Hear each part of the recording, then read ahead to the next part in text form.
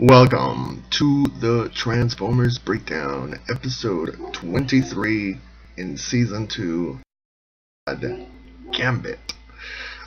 So in this particular episode, the Cosmos goes to a planet, Titan, which is not a planet at all, it's actually a moon.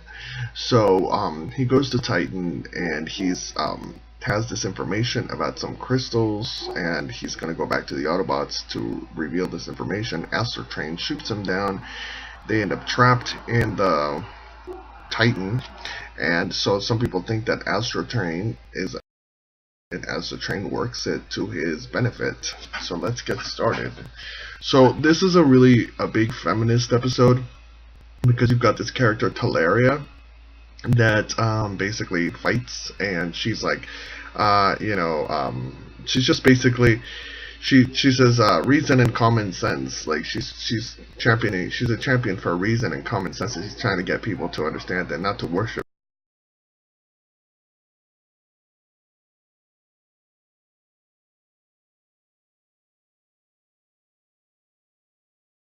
Later on in the episode, you've got these ladies, these Amazon ladies with like bows and arrows. So it's the females that fight, not the males, in this particular community in Titan. So Astro Train says, I've got a coronation to attend. And any big Transformer fan will know that that's also a line from the Transformers movie that Galvatron says. Or I believe Starscream says, but I think it's Galvatron. Correct me if I'm wrong.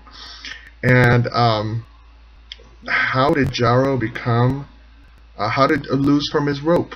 So there's a point where they capture Jarro, which is the main bad guy, this wizard-looking guy, another wizard-looking guy, and so all these like spiritual connected people, or supposedly spiritually connected people, all have long beards and like, okay.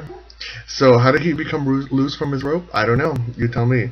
And then poor Cosmos, he always gets caught. You know, Cosmos is kind of like, oh boy, he's like just this little chubby little guy, and he just, I don't know. You hardly ever see him like being like totally like, hey, what's up, And Astro Train gives away the plan. He says, oh, if you put this cord back into Cosmos, he'll be able to contact the Autobots, and they'll find out where he is, and they'll send help. And Teleria hears this, and I'm thinking to myself, this is classic, like Batman, 1960s Batman, where they give away the plan. That's where I learned that. And then Astro Train has sideburn lasers. I thought that was hilarious. He's like, sideburn lasers. I was like, alright, that's nouveau. And there's a lot of quotes from this particular episode that Omega Supreme does like talk excessive time limited. And that's rather deep, because I know that I talk a lot and get you crystals and we'll come back and rescue you. And he's like, sarcasm is not appreciated. I'm like, I don't think he was being sarcastic. I think you're just being like very sensitive. I think you're extremely sensitive, Omega Supreme, which you later find out why he's so sensitive. So they're these highly unstable crystals, right? So Perceptor is like checking them out. Oh, Perceptor and what's his name, Jazz, go up there, and Red Alert shows up in this one. He's like, no, don't send the plans. The Red Alert. Paranoid schizophrenic, he shows up in this one earlier, and but Jazz and Perceptor go, and they say Perceptor's checking out the crystals, and then so he tells him, he goes, these are highly unstable crystals, but Jazz grabs a rock and starts bashing the crystals. I'm thinking to myself, what part of highly unstable crystals did you not understand? The highly or the unstable. And then there's electric lava in this, which is highly imaginative if you think about it, and then another thing that I wonder is, where are Omega Supreme's components when he turns into into a spaceship or a shuttle, or whatever it is, a rocket.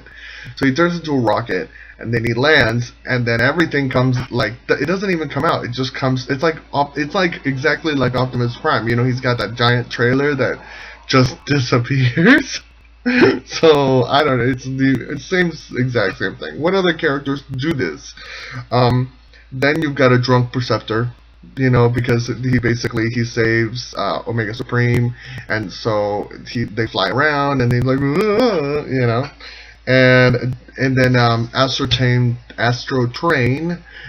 says to Jaro, he goes, "Die like the worm you are." So we assume that Jaro died because he didn't get saved by Omega Supreme when Omega Supreme the front of the Supremes, you know.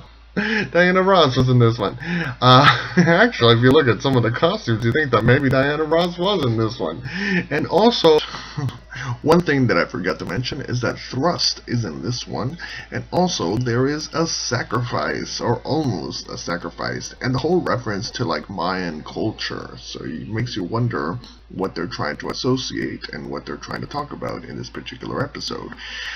One of the reasons why different kind of Transformers are being featured rather than Megatron and Optimus Prime, from my understanding, is because they're trying to sell toys. So kids are already buying the Optimus and Megatron, so they're looking at who kids are not buying and who are the new ones and who do they want them to buy. So that's why they're featuring Thrust, and they're featuring Perceptor, and Cosmos, which is some of the new. So overall, this episode was interesting because it addresses the issue of idol worship and what does it mean to worship and people controlling other people through religion, and it's a very interesting cartoon. So it dives deeper into that. So what did you think? Did you love it? Did you hate it? Let me know. Ciao.